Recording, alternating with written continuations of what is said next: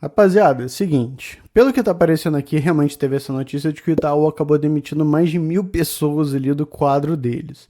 A galera lá na nossa comunidade do Telegram conversou um pouco a respeito. E ficou até pensando, né, o que exatamente tinha acontecido ali, né, porque realmente foi uma notícia que pegou muita gente.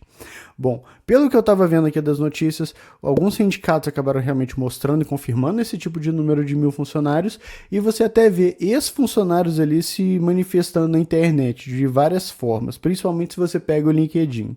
Bom, pelo que eu estava vendo, o próprio banco ele não se manifestou a respeito, não tem uma nota pública sobre isso, e eles nem publicaram nada em rede social. Na verdade, estão há quase que uma semana sem publicar nada.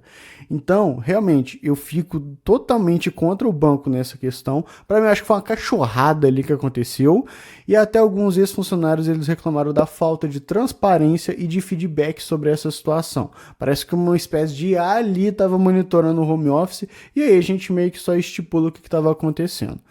Bom, eu, na verdade, não iria falar muito a respeito disso. A galera lá no grupo perguntou, né, a respeito e pediu para fazer um vídeo sobre. Eu, na verdade, ia falar sobre uma coisa parecida ali. Então, eu vou acabar pegando esse gancho dessa situação aqui que o Itaú acabou protagonizando, né? E eu vou falar um pouco sobre exatamente como é que está a visão natural do mercado de tecnologia nesse segundo período de 2025. Eu acredito que você vai concordar com o que eu tenho para falar, principalmente se você é uma pessoa que já está integrada há um bom tempo nesse mercado de programação e desenvolvimento. Bom, eu quero falar um pouco sobre essa percepção de mercado e eu já te pergunto aqui, como é que você acha que está esse mercado? Você acha que ele está favorável, desfavorável? Como que é a sua percepção a respeito disso? Bom, vamos conversar um pouco sobre isso aqui agora. Esse é o nosso quadro Momento Tech, em que a gente se encontra para falar sobre programação, carreira e as tendências do mercado de tecnologia. E um recado rápido, a Tips Code é o novo parceiro aqui do canal Programador Lhama. Então se você quer aprender programação do zero, de uma maneira bem facilitada e mastigada, fica aqui a recomendação do curso Full Stack Turbo, lá do Alisson Suassuna. Vou deixar o link aqui no comentário fixado para você entender um pouco mais sobre a Tips Code e, bom, bora lá. Galera, olha só, para eu trazer uma visão um pouco mais assertiva do que está acontecendo nesse mercado de tecnologia nesse final de 2025, eu tenho que pegar um contexto um pouco mais histórico e jogar aqui para a gente entender algumas coisas. E aqui eu já tenho que deixar uma palavra muito garantida que você vai ouvir diversas vezes aqui nesse vídeo, que é a palavra especulação. Você vai ver que ela vai aparecer bastante. Então, acabe tendo um alto grau de atenção quando eu for falar sobre essa palavra, porque ela vai fazer um pouco de sentido aqui pra gente. Mas eu quero voltar lá na virada para os anos 2000, quando, pelo mais incrível que pareça, a gente teve uma crise aqui nesse nosso ambiente de programação e tecnologia e desenvolvimento, que foi exatamente a crise das .com. Se você quiser, a gente tem até um documentário aqui no canal que fala exatamente sobre essa crise. Ela foi uma crise absurdamente especulativa. Algumas empresas, justamente por falarem que elas estavam no digital e queriam se colocar, se posicionar nesse meio de internet, realmente atrair a atenção de alguns investidores, aqueles famosos venture capitalists, pessoas que tentam investir em situações mais aventureiras esperando lucros grandes no futuro. Bom, aconteceu que isso daí não continuou. A internet não era tão disseminada assim, principalmente a confiança que se tinha sobre produtos digitais naquela época não era grande. Se gastava muito para tentar conseguir a aquisição de um único cliente que ainda pagava pouco. A internet ainda não estava do jeito que a gente conhece hoje. E nesse caso, realmente acabou tendo uma espécie de crise nesse setor, com, obviamente, vários programadores e outras pessoas relacionadas à tecnologia sendo demitidas ali mesmo. Se a gente anda um pouco na história, a gente acaba chegando em 2008. A gente teve, na verdade, uma crise de modo geral, justamente com essa ideia da especulação imobiliária nos Estados Unidos e o acesso fácil para crédito que eles davam para o povo. E isso, pelo mais incrível que pareça, atingiu todo mundo. Se você quer até mesmo uma referência sobre o que aconteceu, tem aquele filme A Grande Aposta que ele fala de uma maneira um pouco mais direta e facilitada do que aconteceu nessa crise. Mas uma coisa interessante aconteceu nessa crise, que logo nos anos seguintes, diretamente nos anos 2009 e 2010, uma frente começou a crescer de uma maneira um pouco inesperada, mas acabou sim dando um pouco de lucro e justamente por serem players um pouco mais concisos e sólidos no mercado e realmente ter uma espécie de demanda, que foram exatamente essas grandes big techs que a gente tem hoje. Facebook, Google, a própria Amazon, eles começaram sim a crescer e mais estruturados sobre esse posicionamento em relação às suas empresas e seus produtos. Então, aconteceu na verdade que isso puxou também toda uma frente de tecnologia. Enquanto o mundo continuava meio que tentando se reestruturar ali, você teve big techs voltados à tecnologia que começaram a crescer, que começaram a mostrar um pouco de posicionamento no mercado.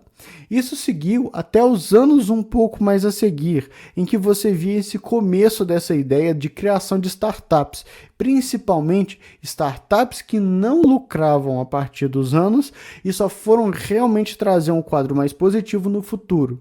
De novo, isso voltou a atrair a ideia de especulação de pessoas.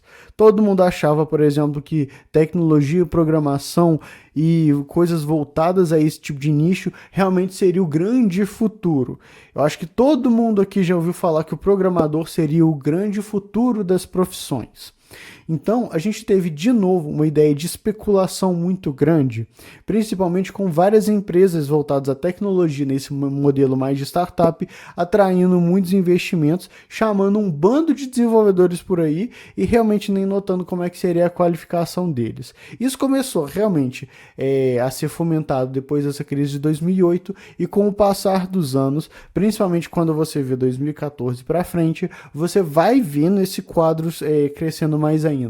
A ideia de crescimento de startups que não lucravam, viviam a partir do dinheiro e da captação de investimentos, e aí você teve alguns desenvolvedores, algumas pessoas mais qualificadas para esse caso, sendo chamados e principalmente tendo salários lá no teto, que crescendo pra caramba. No momento antes da pandemia, muita gente já entendia que isso era uma bolha, isso não se sustentava, principalmente porque a demanda era muito procurada. Você tinha realmente alguns programadores que não tinham tanta experiência assim, sendo chamados e evoluindo de cargos muito rápidos.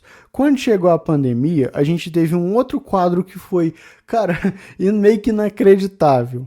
Todo mundo de reclusão, todo mundo em casa, consuma elementos mais digitais, principalmente de entretenimento ou de marketplace, cresceu pra caramba. A busca por mais programadores e mais pessoas especializadas nesse meio de tecnologia cresceu e a gente teve sim esse crescimento, né, esse aumento da especulação.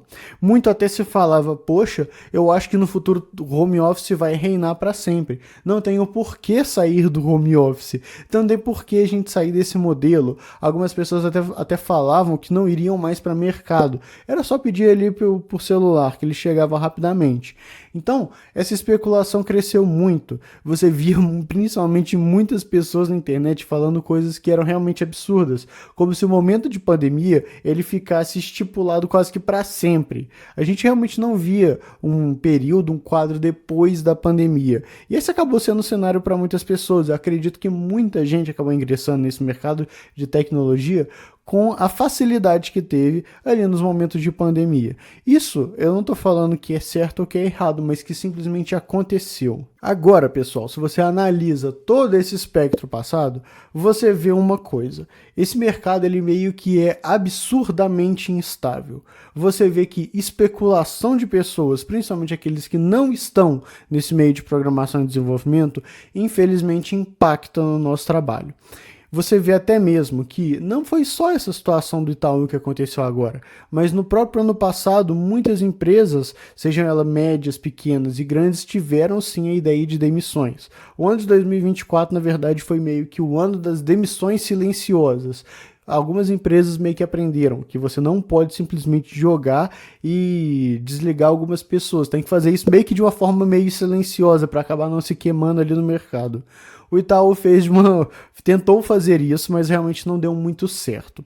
E aqui a gente tem que ser sincero, cara. O que a gente tem nesse mercado de programação e desenvolvimento nesse segundo período de 2025 é realmente um mercado absurdamente instável, com variações rápidas provocadas por vários elementos externos, principalmente especulação sobre tecnologia. E acaba realmente que a gente vê várias empresas de tecnologia tomando decisões absurdamente questionáveis, com pouca transparência, principalmente para o seu quadro interno de funcionários ou até mesmo de posicionamento de mercado. E muita coisa ela começa a ser realmente questionável. Nesse momento, algumas situações que estão sendo questionadas é exatamente a eficiência de métodos ágeis, por exemplo, a ideia de qualificação para júniores, plênios e sêniors para esses cargos, né, que estão sendo cobrados, e exatamente a eficiência do home office. Bom, embora o próprio cara que seja o CEO ali do iFood, ele falou, né, que não tem exatamente números que comprovem uma performance boa num trabalho um pouco mais presencial e que isso é um pouco mais questionável, essas ideias da volta ao presencial 100%, isso acaba sendo meio que questionado internamente e acaba sendo meio que uma outra especulação interna. Será que os funcionários eles conseguem trabalhar melhores se tiver totalmente presencial? Então a gente vê sim essa ideia de uma queda de presencial também por especulação. Realmente não tem estudos públicos a respeito disso. E no final, pessoal, o que a gente consegue ver desse mercado é que realmente, além dessa instabilidade, além dessa falta de transparência em alguns momentos, e além, né, desses questionamentos sobre situações que, bom, não estão sendo questionadas de um modo tão sincero assim, a gente consegue resumir isso tudo como uma grande crise de confiança. Se eu tivesse que falar exatamente como é que está o mercado de programação e desenvolvimento hoje em dia, é uma crise de confiança. As empresas não estão confiando tanto assim nos quadros de profissionais que elas têm e os próprios profissionais, os programadores e as pessoas voltadas à tecnologia não têm tanta confiança assim sobre as empresas. Tanto que é muito simples, é muito fácil de você ver pessoas que ficam um aninho ali ou até menos em uma empresa e acabam pulando para outra empresa. Não se tem uma grande confiança. E na verdade isso acaba tendo um valor muito prejudicial. Quando eu falo prejudicial, é exatamente por algumas pessoas não se entenderem ali com os produtos que algumas empresas estão fazendo, não se entregarem realmente para as produções e deixar, né, a situação como está. Não pegar, no caso, né, as dores da empresa ali. E você tem também empresas que realmente não fazem muita questão de tratar os funcionários de maneiras um pouco mais devidas. Então realmente tem essa espécie de afastamento. Eu acho que quem perde são as duas pessoas, são os dois elementos ali que estão envolvidos, tanto os funcionários quanto a própria empresa. É claro que você não tem, por exemplo, que ficar se matando por um ambiente de trabalho, por um tipo de corporação. Mas eu realmente acho que faz sentido você estar num lugar em que você goste de colaborar, em que você goste de estar ali junto. Só que o que a gente tem realmente nesse tipo de mercado por agora é uma crise de confiança. Os próprios desenvolvedores têm medo das empresas e as empresas têm preocupações a respeito dos próprios desenvolvedores. É esse tipo de crise que a gente tem hoje em dia no mercado. Calma que antes de eu terminar esse vídeo, eu quero jogar mais um dado que eu já estava quase que esquecendo, mas que eu acho que faz sentido. Algumas pesquisas elas mostram que realmente de todas as empresas que tentaram esse tipo de abordagem de uma integração melhor com inteligências artificiais, apenas quase que 8% que realmente tiveram êxito nesse tipo de tentativa, nesse tipo de abordagem. E aí eu começo até a me questionar um pouco. Poxa, será que até nesse meio de programação e também de integração à IA está se tendo uma especulação? Eu acho que sim. Analisando alguns estudos e analisando alguns dados, eu acho que IA também está nessa onda de especulação e que eu acho que a gente vai ver alguma resolução daqui nos próximos anos. Agora eu tenho que te perguntar, você concorda com o que eu estou falando aqui ou você discorda do meu ponto de vista? Deixa aqui nos comentários, vamos conversar um pouco a respeito. Bom, eu quero deixar um outro vídeo aqui em que eu falo que nesse mundo de IAs e de inteligências artificiais um pouco mais agregadas, tem uma outra espécie de crescente, uma espécie de onda que está se tendo nesse ambiente. Eu vou deixar esse vídeo aqui para que você veja um pouco mais do meu trabalho e entenda um pouco mais as minhas ideias. E, bom, ele vai ficar aqui, a gente se vê lá e até mais.